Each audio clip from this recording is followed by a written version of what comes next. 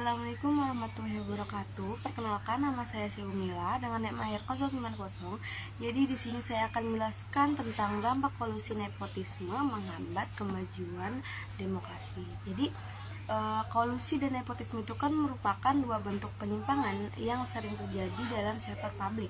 Nah, dan kedua itu dapat merusak prinsip-prinsip dasar demokrasi, keadilan, dan juga kesejahteraan masyarakat itu sendiri.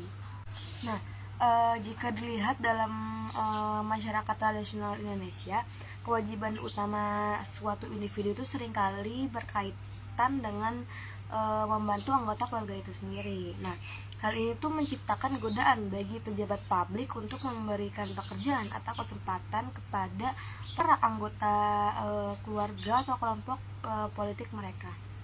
Bahkan jika perlu, keputusan tersebut itu seringkali mengabaikan hak dan peluang orang lain yang lebih memenuhi syarat. Praktik nepotisme semacam itu dapat merugikan kualitas dan efisiensi dalam sektor publik karena orang yang tidak kompeten atau tidak memiliki keahlian yang relevan dipekerjakan.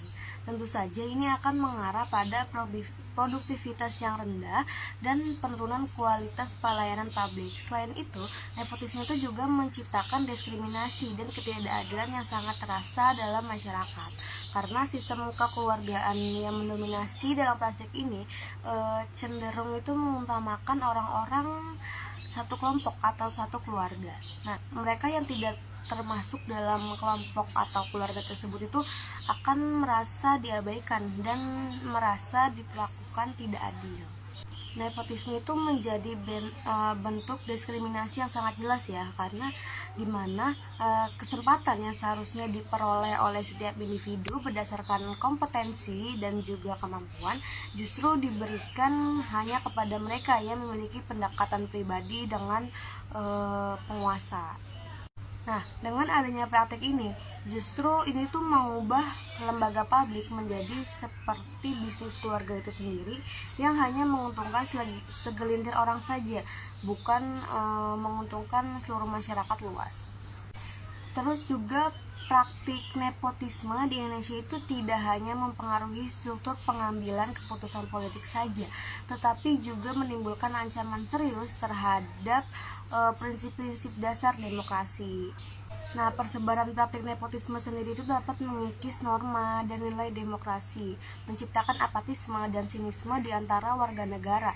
Ketika masyarakat menyadari bahwa nepotisme itu mendominasi politik dan pemerintahan, mereka itu mungkin merasa bahwa proses demokrasi seperti pemilihan umum tidak memberikan dampak karena hasilnya itu sudah ditentukan oleh jaringan hubungan keluarganya atau kelompoknya. Nah, rasa ketidakadilan ini tuh dapat menurunkan motivasi untuk berpartisipasi dalam proses politik karena mereka merasa suara mereka itu tidak lagi dibutuhkan dan tidak lagi berarti bagi negara ini gitu. Dengan adanya hal ini itu melemahkan fondasi demokrasi yang bergantung pada partisipasi aktif dan keterlibatan masyarakat. Nah, selanjutnya untuk istilah kolusi sendiri. Jadi kolusi itu kan sering berkaitan dengan praktik suap menyogok karena keduanya itu melibatkan penyalahgunaan kekuasaan dan sumber daya untuk kepentingan pribadi itu sendiri. Nah, dalam konteks ini, keputusan atau tindakan yang seharusnya diambil secara objektif dan adil justru dipengaruhi oleh kepentingan pribadi yang merusak prinsip keadilan dan transparansi dari sistem pemerintahan itu sendiri. Untuk menciptakan pemerintah yang bebas dari kolusi dan nepotisme, perlu adanya peningkatan peran masyarakat dalam menjalankan fungsi kontrol sosial yang efektif, sesuai dengan peraturan yang berlaku. Selain itu, penegakan hukum yang tegas terhadap penyelenggara negara yang terbukti terlibat dalam nepotisme dan kolusi sangat diperlukan melalui proses pengadilan yang menjamin adanya sanksi hukum yang sesuai. Dengan demikian, penyelenggara negara itu akan lebih bertanggung jawab dan akan lebih transparan dalam menjaga kepercayaan publik. Sekian dari saya, kurang lebihnya mohon maaf. Wassalamualaikum warahmatullahi wabarakatuh.